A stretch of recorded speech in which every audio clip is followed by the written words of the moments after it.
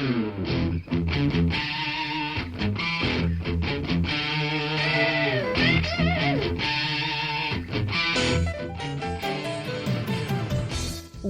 to Thriving Entrepreneur with your host, Steve Kidd, third-generation minister and 30-year business coach. Listen in as amazing, world-changing authors, speakers, and coaches share their struggles and victories. And hear from best-selling authors' insight into how you too can live your life as a thriving entrepreneur. This is Steve. Welcome to Thriving Entrepreneur. Thanks for being with me here today. I appreciate you so much. I'm so grateful for every moment that we get to spend together. I feel a little bit like Carol Burnett. I'm so glad we had this time together, except this is the beginning of the show. And I'm looking forward to a really exciting episode again with you today. Couple more international best-selling authors. It is what I do, but it's always such an honor when I can bring people who have had some incredible things that they've come through in life, and now they're thriving in the midst of, through the stuff they've come through, and they're making a difference in the world out of the circumstances. Often we find ourselves in circumstances that we did not choose. They're not things that we went out and ordered from the universe. We didn't go to school and study them. It wasn't, something when we were kids we were dreaming up. It's kind of the opposite sometimes. And yet often we have to, or we get to, or life requires us to, I'm not even sure if I know the right word, but to go through some things that we hadn't planned. Now, there are people who go through the same exact things, and it's more than they can handle. It becomes, as the old saying goes, it becomes their tombstone rather than their stepping stone. But I so admire people who go through a real crucible of things and they come out as strong, confident, independent, powerful people who are making a difference in the world, not in the least part because of that thing they went through. Not saying that the thing they went through is something that God had planned for them by any means, or that they deserved at all, but just simply and purely that life happens. We make plans and then life happens. We live in a world that has disease and has other people that do things, and because of that, we end up finding ourselves, really sometimes struggling through things not of our own making. Some of the things we deal with in life, they're our own choices, but both of our authors today are not talking about things that were based out of the way they chose it, but rather how they rose out of circumstances beyond their capability to choose, and they shined bright in the midst of those kind of things. I admire people like that so much because it's so easy for us to look at somebody and what they're going through and, think that they have some magical superpower that we don't have. Or think that, or the other way, that we think, oh yeah, I can go through that and it wouldn't be a problem at all. And yet, all of us that have been through hardships, we know and understand just how difficult. Of course, the most difficult of all, I think, probably, is when one of our kids is extremely ill.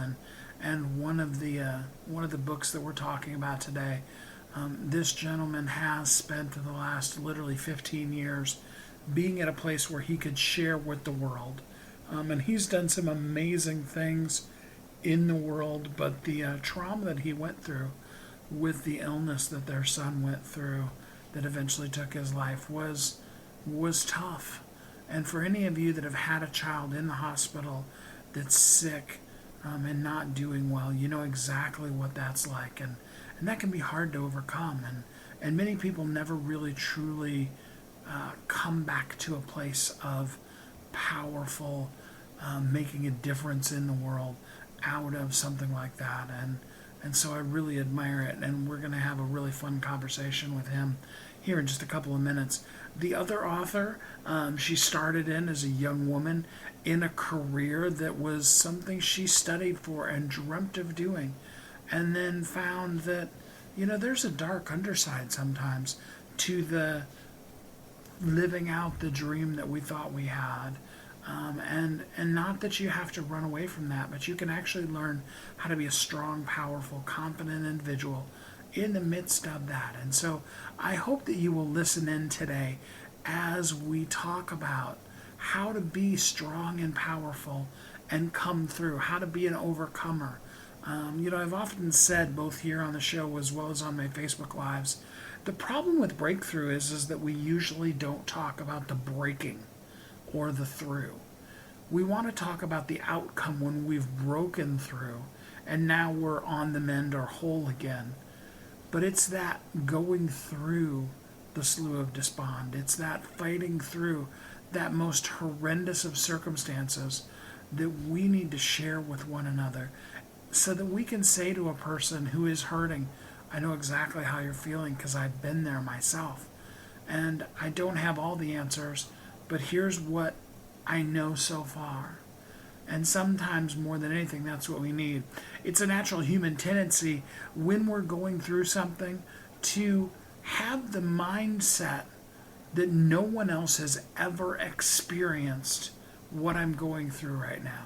It's normal. It's typical for us.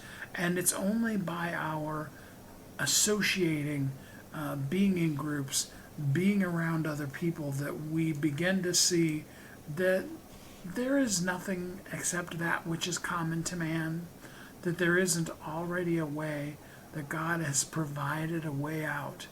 Doesn't necessarily mean that the way out is the way we had it planned, because of all the things that we talked about that are outside of us that we can't control. But there's always a way out.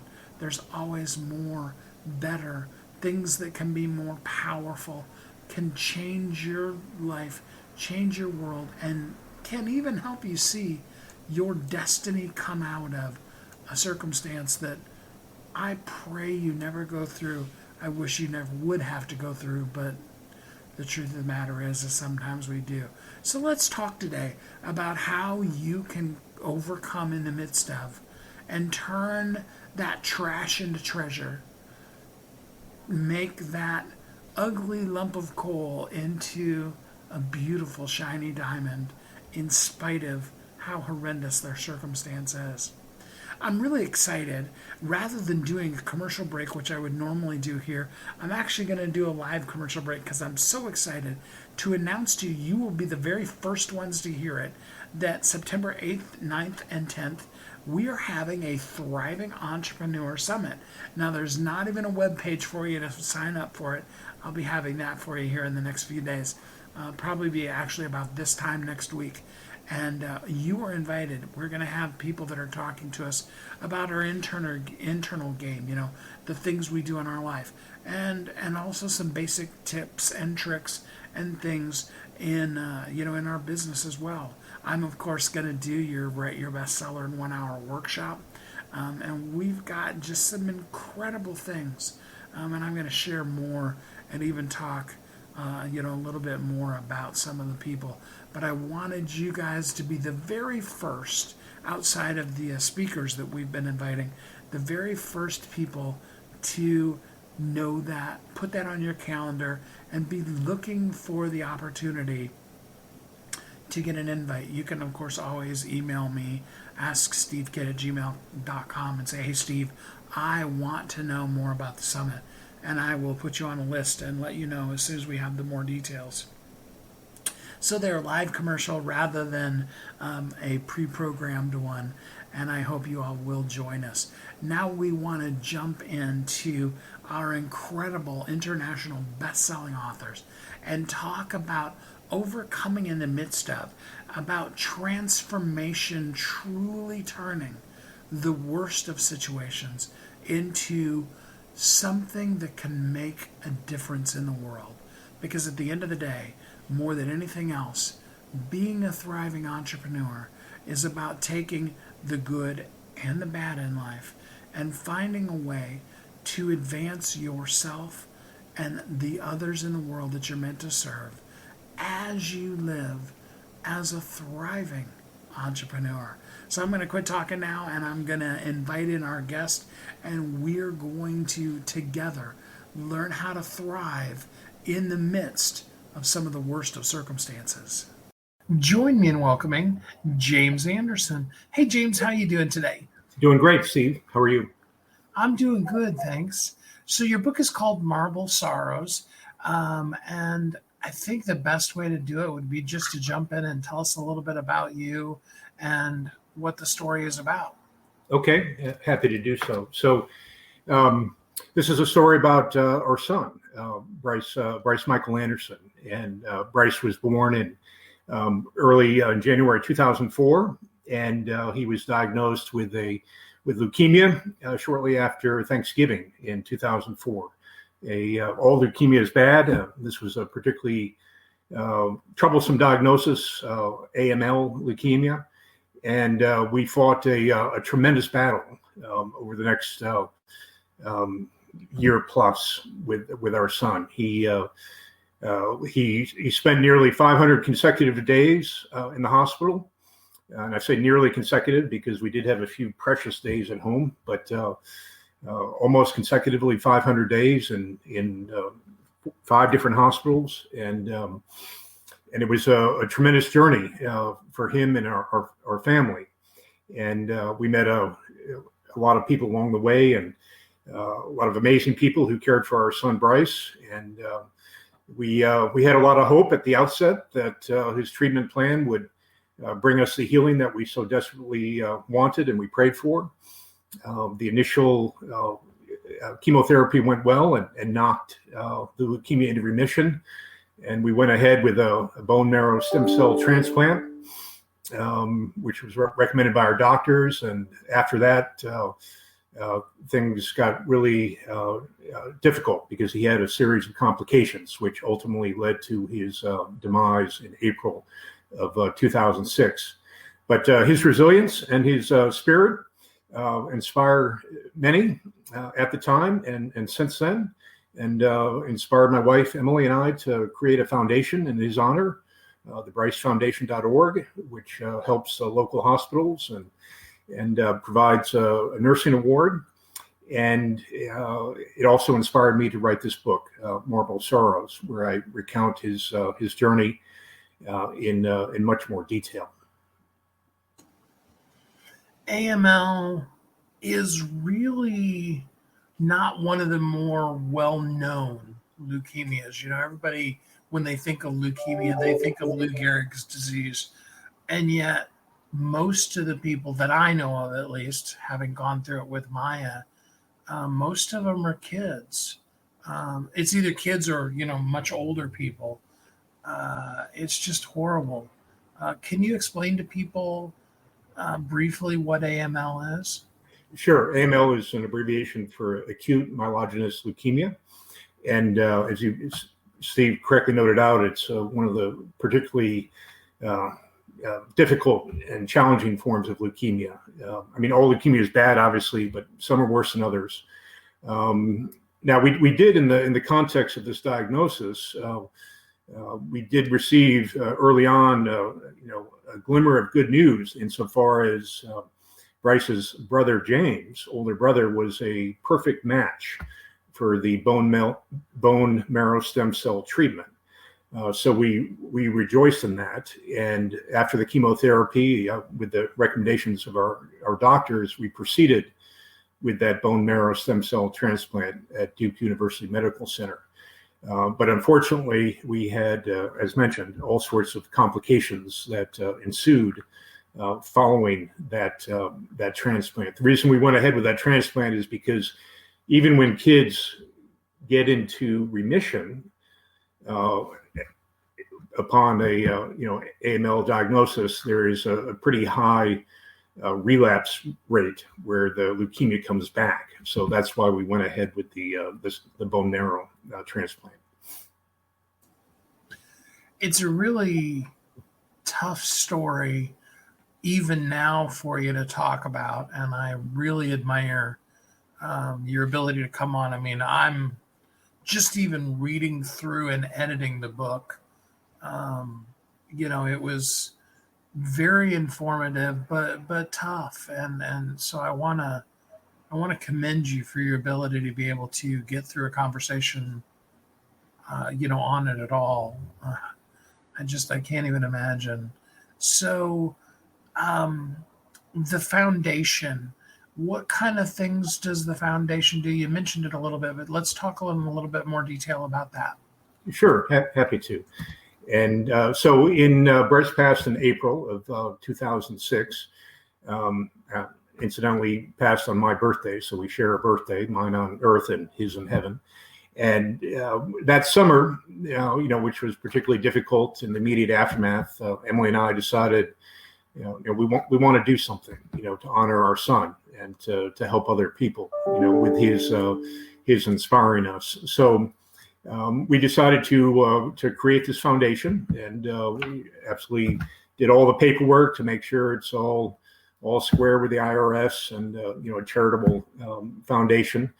And what we've done over the years is create these programs at 3 area hospitals based upon our experience when Bryce was hospitalized for so long.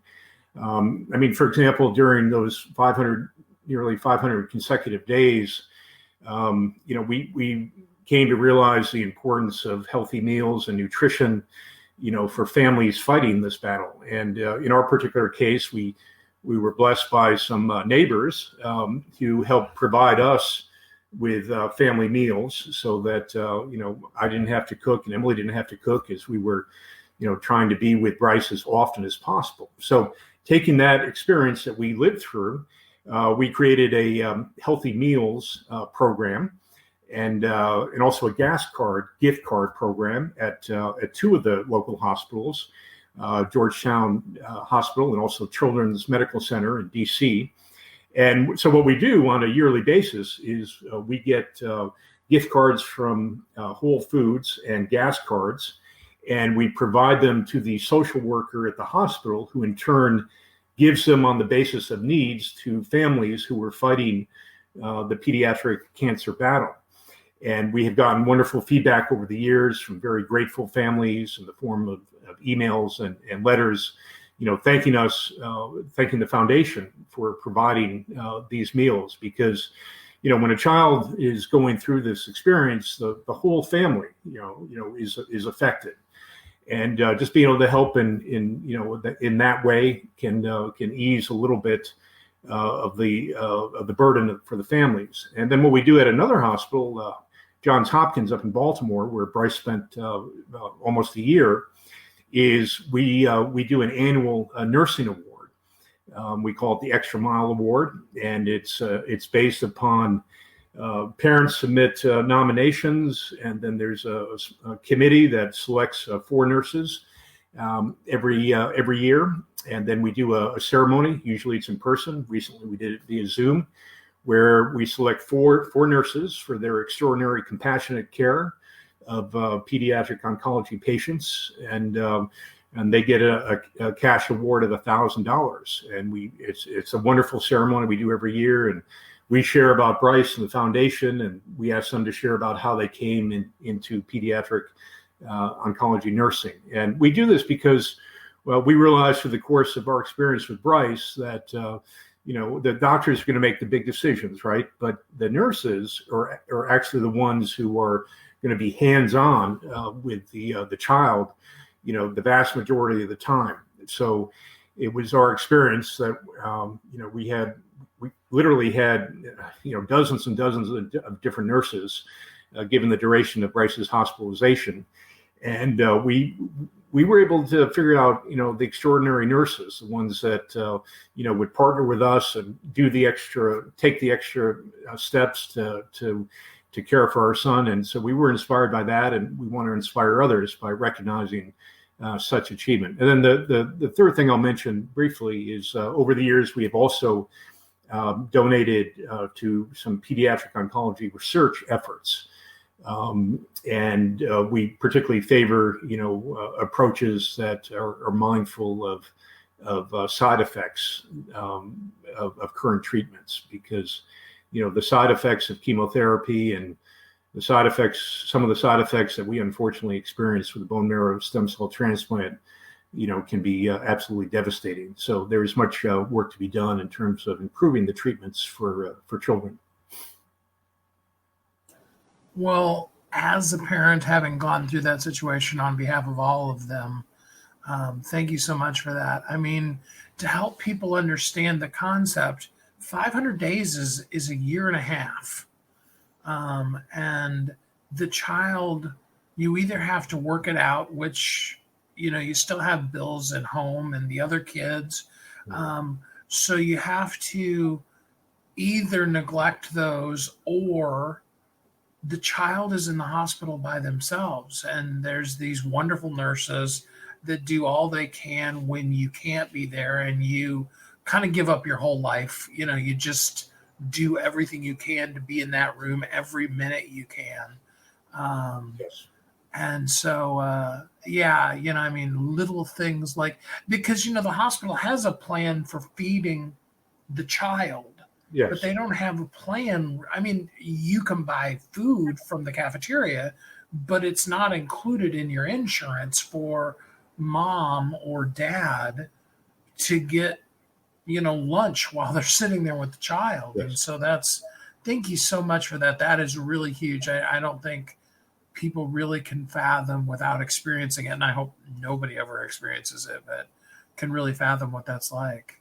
Yes, and I mean, in our case, given the severity of Bryce's complications, I mean, we Emily and I, we were with Bryce, the entire time, and it was largely my wife during the week, and then our routine was, I would be at work during the week, Emily would be with Bryce during the work week, and then on Friday nights, when Bryce was at Hopkins, I would, for almost a year, one of his hospitals, I would drive up to Baltimore and I would spend the weekend with him and give my wife a break. And we also had some wonderful assistance from extended family members. We had, for example, my sister at the time, Winnie, lived up in Baltimore, so she was able to, come in one night a week and spend that time with Bryce and give my wife a little bit of a breather. And my sister's husband, my brother-in-law, was able to come by and keep me company while I was watching Bryce on the weekend.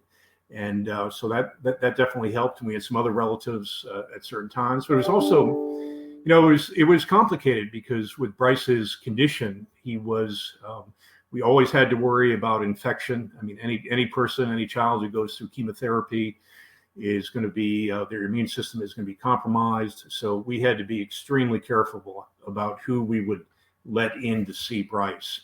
But as I mentioned, we had some help, and we are grateful for that. And we also had, a lot of people helping out in other ways. I mentioned our neighbors. We had people praying for our son and for our family around the world. There were these prayer chains that our church was able to set up. And these are people who, we never knew, we never met, we will never meet them, but we know that they prayed their hearts out for our son, and as we did, for his healing. And unfortunately, those particular prayers were not answered. Bryce went through a very difficult time and passed away in April of 2006.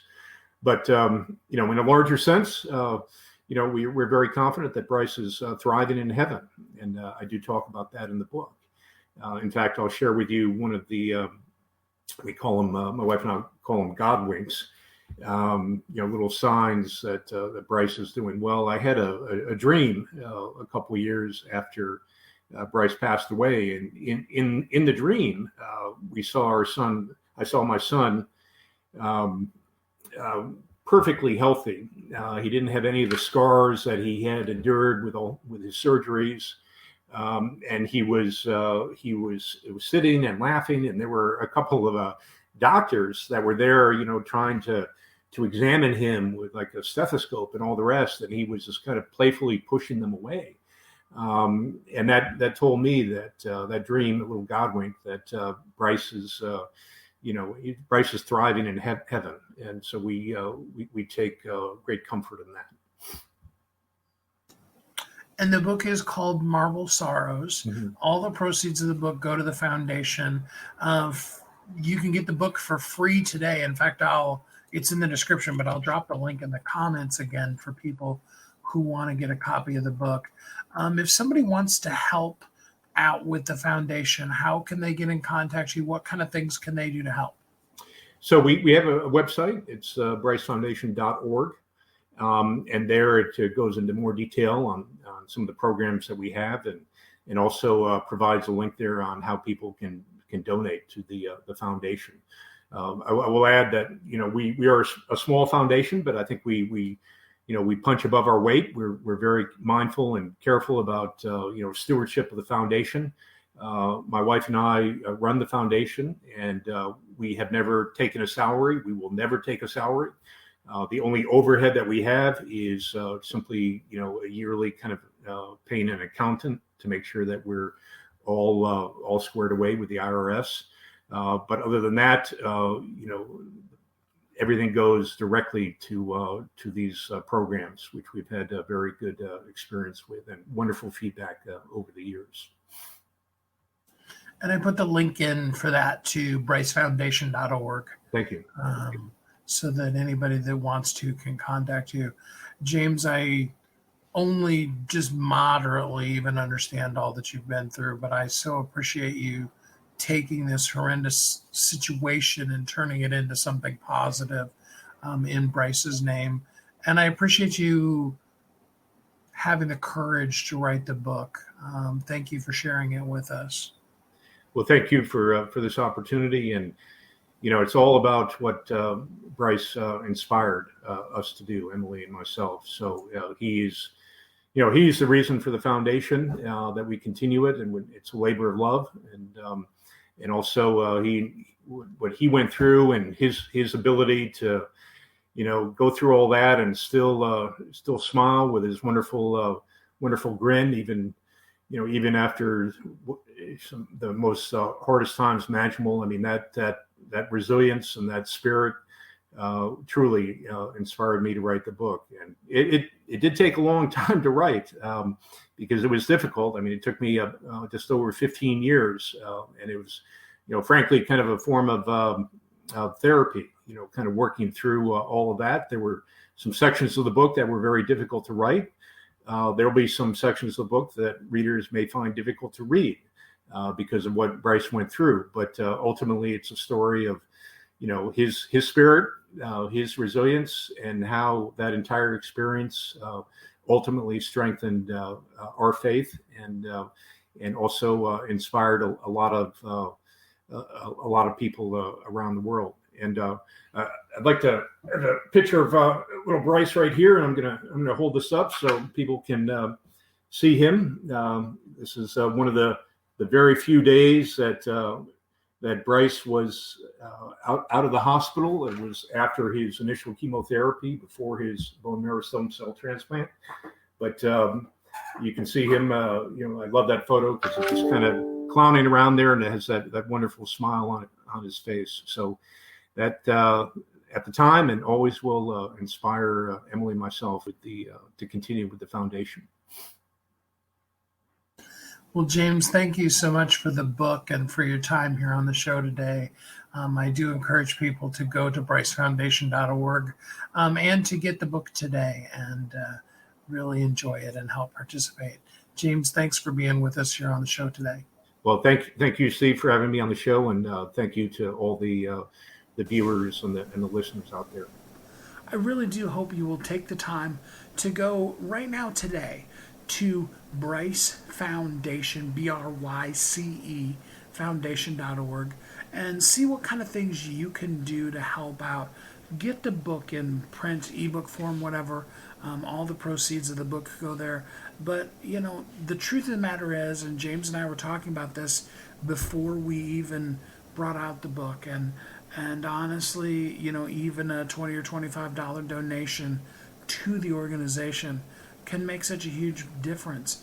I mean, think about the fact of if your child was in the hospital and you had no food, you're not going to, and you have no money to get it, you will go without food to be there to give health and safety and comfort to your child.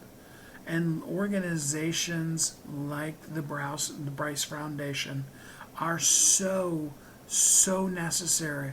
And I'm just blown away by people who do those kind of things for people in the worst of, hardest of circumstances. I admire all of the Anderson family so much for what they've come through and all they do. It's what I consider to be the best example of living as a thriving entrepreneur. We'll be right back.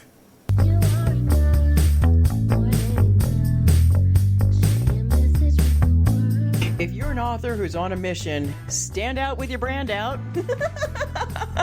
Check this out, guys. Yep, everything's marketing, and marketing is everything. Your existing book can become a best-selling book, or even, hey, like mine, a #1 international best-selling book in 5 days. Listen, if your business isn't known by everybody, it's obscurity, and that's death, right? The same thing is true for your book. If you're not happy with the way your book is performing, you got that far and then it just fell off the face of the planet kind of feeling, go to yourbestsellertoday.com. Schedule a talk with Steve. It's risk-free, it's guaranteed, it's proven. We've done it thousands of times. What are you waiting for? Yes, yourbestsellertoday.com. This time next week, you could have a beautiful seal on your book and get the attention that you deserve. Reach the people that you came to serve. Come on now. What are you waiting for? Grab a pen. Here we go. All you got to do is book a call. Yourbestsellertoday.com. Go to yourbestsellertoday.com. Book a talk with Steve. It's proven. It's guaranteed. It's going to happen. All you have to do is say yes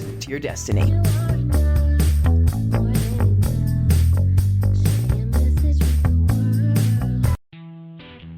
Welcome back to Thriving Entrepreneur. This is Steve. Welcome back. Thanks for listening to Thriving Entrepreneur today. We're talking about thriving in the midst of, overcoming, turning the trash into treasure in our lives, taking the circumstances in life that aren't the things we had planned and making them something that can still be a diamond in the world. Turning, as we talked about in that first segment, the loss of a child into something that can provide aid and comfort to people in the worst and most dire of circumstances in their life. What a great testament to and a way to honor the life of their precious son. And so now we want to move on to a second one. And when I first was thinking about putting together this episode, I was like, there's a lot of diversity between these two books that came out last week.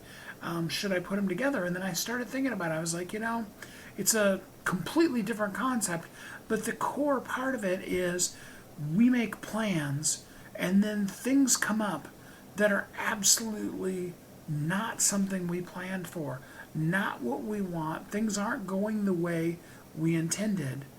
And in that moment is the opportunity for us to overcome, to shine, to be more, and come out on the other side with something of value. Now, I don't believe personally that God puts us through things on purpose so that we will learn our lesson, but I believe that in the midst of that, God has the capability and does come in and make the most horrible things that evil people, evil situations, disease, sin, whatever you want to say in the world brings into our life and turns them back into treasure, turns them into things that we can then go out and make a difference in the world from that thing that we hadn't planned, but now can be turned into a diamond that will help others.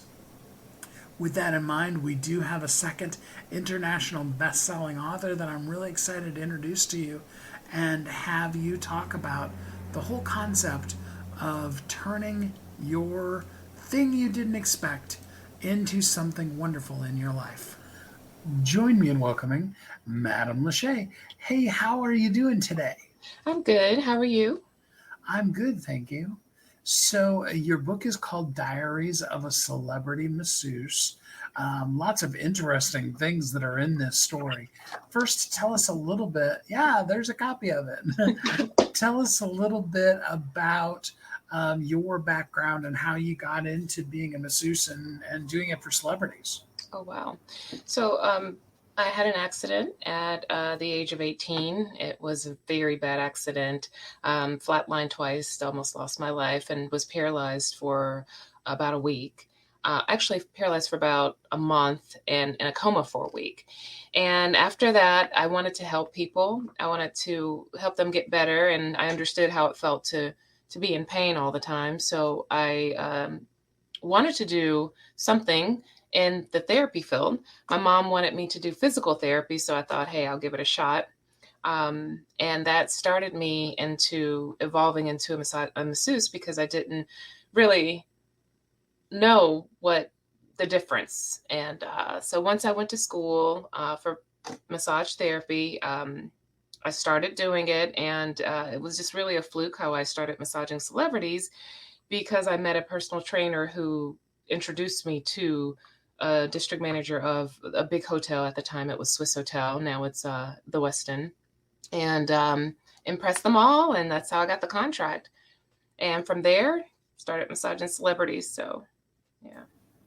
So you were one of those people that, you call down to the front desk and you say, I'd like to get a massage. And you worked there on staff and went and gave massages to whomever basically in the motel? It started like that, and then I obtained the contract completely because I was the most dependable therapist that always produced. When they called, I came. And then they said, hey, can you have the entire hotel contract, and you'll be in charge of the spa and running the entire spa and all the services out of the spa. So that's what it evolved into. And I hired therapists. So it sounds like a really cool dream job, Now you're in charge of all of the spa services for this, high-end hotel and stuff. But it obviously didn't stay that way. What happened? The hotels sell out. 9/11 happened, and that was a big hindrance to everything. After 9/11, the management of Swiss Hotel sold out to the Westin. I don't know if you knew this or not, but Swiss Hotel and Swiss Air were owned by the same company. And when Swiss Air went out of business, Swiss Hotel started to suffer, and they had to sell their management. And that's how it evolved to eventually going into the hands of another hotel ownership. And then they got their own therapists in and did their own thing and got rid of contractors. So then you're just kind of out in the cold without a job. Is that pretty much the way it was? It was like that for a minute. And then I got my own separate office because I had a following. And I've honestly still have customers and clients that I had back then that followed me up until now. But yeah. Mm-hmm. So the cover of your book says, and I've got to ask you this question. It says, these stories will make Heidi Fleisch seem like Mother Teresa. So obviously some things happened. I was trying to think of a more descriptive word. So, I mean, obviously it must not have been bad enough that it totally scared you away, but some stuff went on. Can you tell us a little bit about that? Well, lots of things, of course, happen behind closed doors when people are getting massages. I was in my 20s, so of course I wasn't unattractive at all. Still am not. But so I had a lot of people to come on to me. I had a lot of propositions. I just saw and heard a lot of things, just being a fly on the wall in the room, waiting to do services. Of course, I didn't mention any names in the book because of confidentiality and business. But the stories are what I wanted to get out. It was very important to me to get out the stories because I found myself 10, 15, 20 years later still thinking about a lot of the things that happened and noticing that it had affected my mindset and how I interacted with the opposite sex as I got older. So I went into therapy, and my therapist said, hey, I think it's a good idea if you write about these things. And that's when the book evolved into what it is today.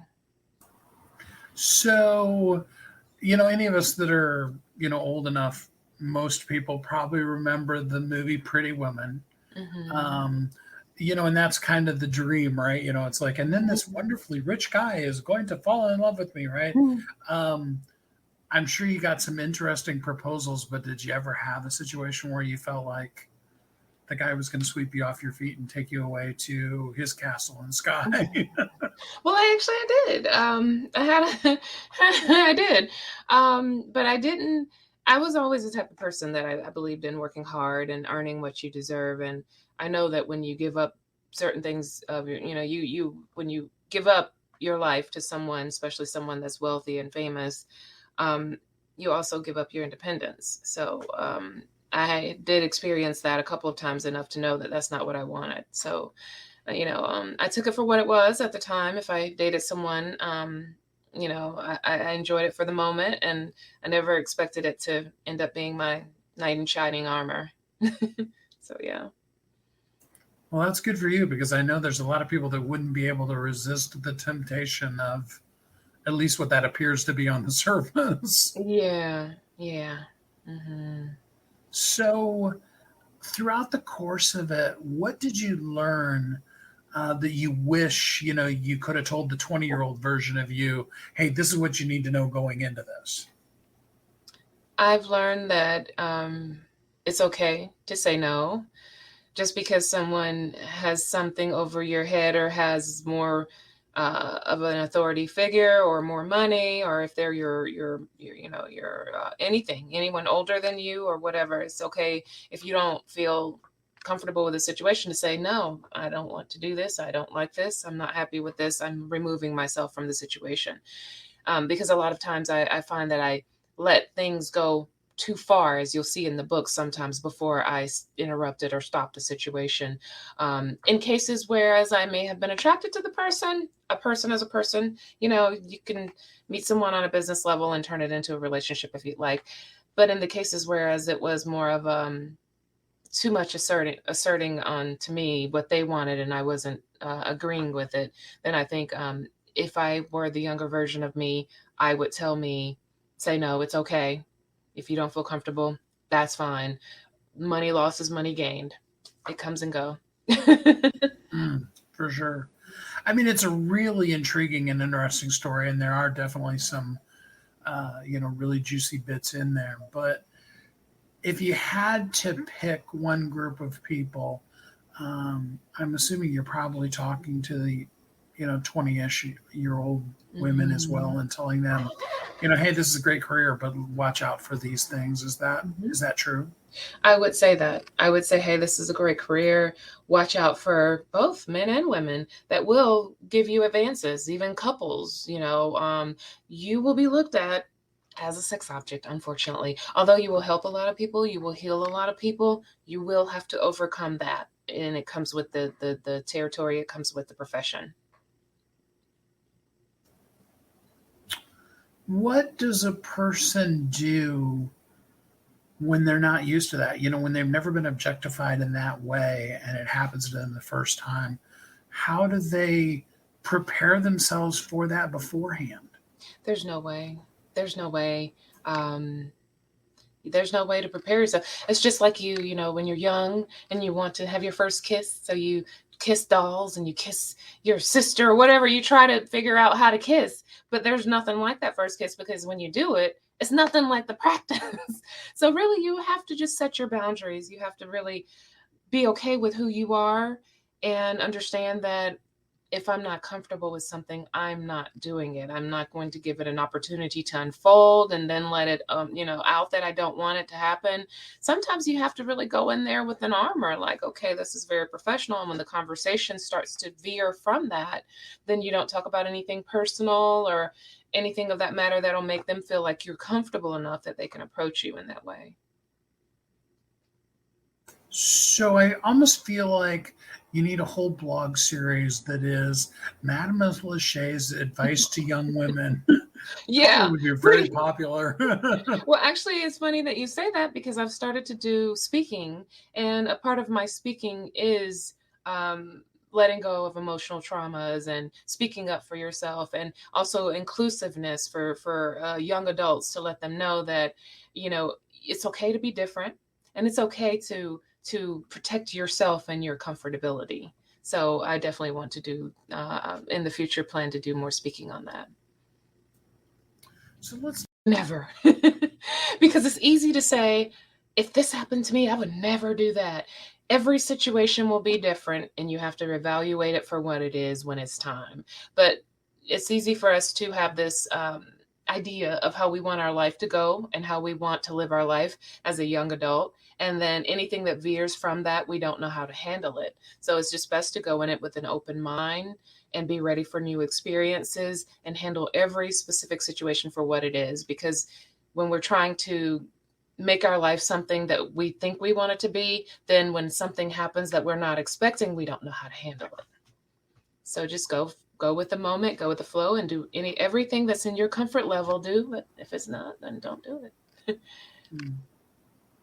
That's really good advice. So people who, would like to go deeper with you, have you as a speaker, those kind of things, how can they get in contact with you? On my website, TanyaLachey.com or TanyaLachey.me or CelebrityMasseuse.com. It's all the same link that's going to the same site. You can also purchase the book there at that site. You can download my PDF from my speaker sheet and contact me via email, phone number, or you can also leave a message on the site if you put your information on so that I can have you on my mailing list. Shoot me a message saying that, hey, you're interested in more information, or even a private talk if you need help with how to progress through this industry without having this, having your entire life change. Because I must say one thing that people don't think about. I've lost a lot of relationships because the man was insecure about what I did for a living as massage. A lot of people don't understand that. They don't want you touching on anyone else but them. It is something that you have to get comfortable with and discuss with your partner, your better half. And that's something that a lot of people don't discuss. A lot of massage therapists are single for that reason. So. Makes a lot of sense. And I know because I have a friend there's a lot of accusations that end up happening that aren't real. It's just that person's insecurity. Yeah. And then also you'll come across some very good looking people when you're massaging. I mean, and they're comfortable with you. You're comfortable with them. You know how they look undressed. So it's like, it is an opportunity. If you're looking for someone, you can find someone that way. Of course, that's not what you want to market in your business. But I do understand partners being a little hesitant because of that. So there's a lot of different things you can do to make them comfortable. I've even been told, have cameras in the reception area. That way they see you interact with these people before and after, and they pretty much know that nothing went on in between. Different things to make your partner comfortable. But I do know I am dating now. And in dating, I do find some guys that mention that would be a problem, and they give me ideas on how to make them more comfortable, and I listen and I do it. So yeah. Well, and I think that's a key in any good relationship is communication. Mm-hmm. Yeah. The book is called Diaries of a Celebrity Masseuse, the Celebrity Masseuse Chronicles. I hope there will be more of them to come. Yes, I'm glad you asked that question. I couldn't wait to talk about that. I do have more coming. My attempt is to do one a year. It's going to evolve into adding more characters. Of course, Madame Lachey will fade out after the second book. Half of it will be more about my life. And then when I finish that half, then I will be bringing on different characters. I'm very excited about that. I'm bringing on a male therapist perspective, and I'm bringing on a perspective of a character that she's basically from Yugoslavia, and she was a massage therapist there, migrated here because they were pushed out of their country and come to America. And her only drawback is that she doesn't have a massage license, and she has to go through the schooling here in America to get that. However, she can't afford it, so she has to work in, I would probably say, underground massage sectors in order to build the money to be a professional masseuse. But most of my characters, you'll see they're coming from a situation where they are overcoming some type of turmoil. They evolve into the profession due to whatever they're trying to overcome, but then they grow from that and learn a lot, and then they evolve and turn it to a therapeutic profession. But it can start off that, a little in between the lines, the way they have to make themselves through and get themselves to the point that they can be, have their own professional business. But yeah. And I did put the link in the chat for anybody that didn't see it in the description. You can get the book for free today. Excited to do our marketing launch for the book and see it become a bestseller. And I'll be watching it throughout the day. Are there any parting comments that you'd like to give people before we go? No, that, and if one other thing I would like to do too, there are tons of stories. So many people have stories. And just to stick with the title, Celebrity Masseuse Chronicles, Diaries of a Celebrity Masseuse is the first book. The second book will be Memoirs of a Sexy Masseuse. And that because we're going into the lives of other people now, and not just the celebrity masseuse, more of a sexy masseuse, because everybody don't massage celebrities like I had the opportunity to. But the moral of all of the stories are really just people are going to be people. You never know what to expect. Go into life open-minded and ready to deal with every situation as it comes, and enjoy. I mean, that's all you can do. Absolutely. Well, Madam Lachey, I appreciate having you on the show here today. Thank you.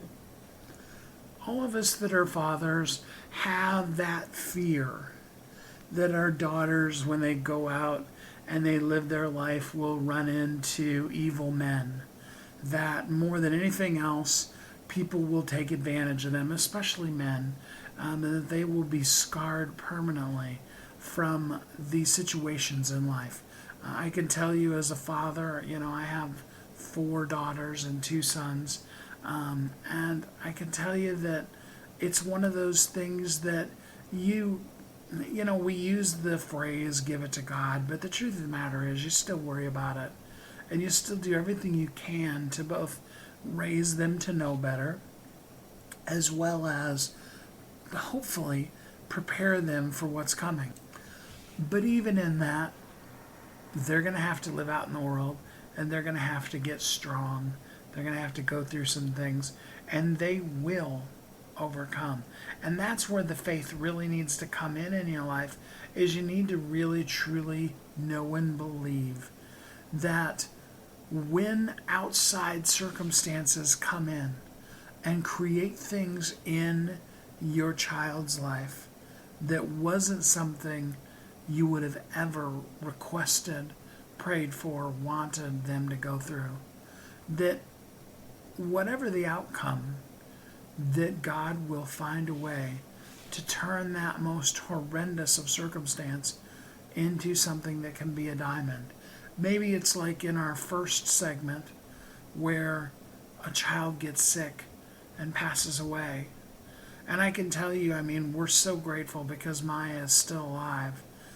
But I know what it's like to come to the reality of a child being at death's door, and the agony that you go through, and in a way, living through, even though they're still alive, already the beginnings of their death. It's very difficult, and it's something that I wish that no one would ever have to go through. But what I can tell you is there are angels. There are angels in this world that will be life and breath and hope for you, even in those worst of circumstances. What I can tell you is that as parents, yes, we're going to continue to worry. I'm not even going to live in the world where I'm going to pretend that you can ever get to a place where you won't worry about your kids. But you can train them in wisdom and in integrity so that when they're in a situation that could easily turn them down a road that might be something they never really overcome, they can excel, they can rise above, their integrity can show up, and they can be amazingly powerful people in the world right where they are. It's really fun in those moments when you get to see your child do something that's brave, that's courageous, that is, filled with integrity and resolve, and you just smile and you beam, and you're grateful to God, and, as parents, we take a little bit of credit for it too. And even though in a child's life, when they, a young adult's life, when they overcome, they may not say, thanks to mom and dad for the way they raised me. It's in there. And that's good. You see, life it happens. And there's so many things that, throughout the course of the years that we've done the show and all the books that I've done, there's so many things that I wish never happened to the authors that I've worked with. They're horrible. They're not, they're unfathomable, really. Even if you've been through, like when James and I were talking, I've been through a similar circumstance, but not nearly as bad as what he did. They're still unfathomable.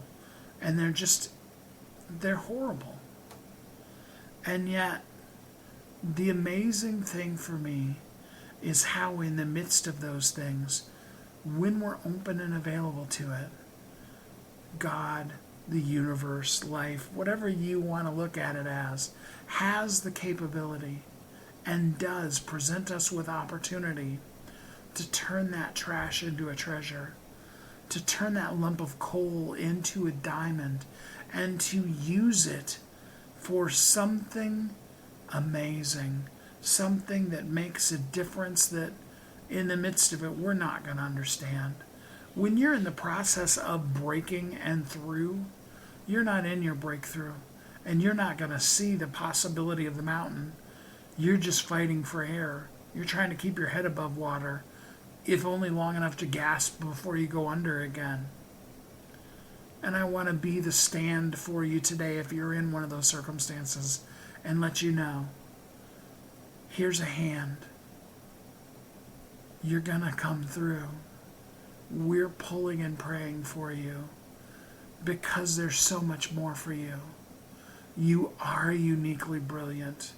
You were created very much on purpose, for a purpose, and with a purpose. And oh yes, the world needs you. Even though it doesn't feel like it maybe right now, even though you may be going through some stuff that the rest of us can't now and may never be able to fathom, there is another side.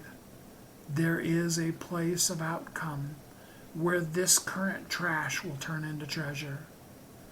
Maybe you're on the other side of the swamp and you're cleaning your clothes off now. And now is the time to begin to allow that lump of coal to begin to shine, to chop the rough edges off of that icky, rough cut diamond and turn it into the gleaming gem that it is, so that you can show up every day of your life as a thriving entrepreneur. I want that so much for you. I hope until we're together again next time that you're happy, safe, warm, and loved, and have a great week. Thanks for listening to Thriving Entrepreneur today. If you want to get your question answered, send an email to questions@wehelpyouthrive.com. We look forward to you joining us again next time.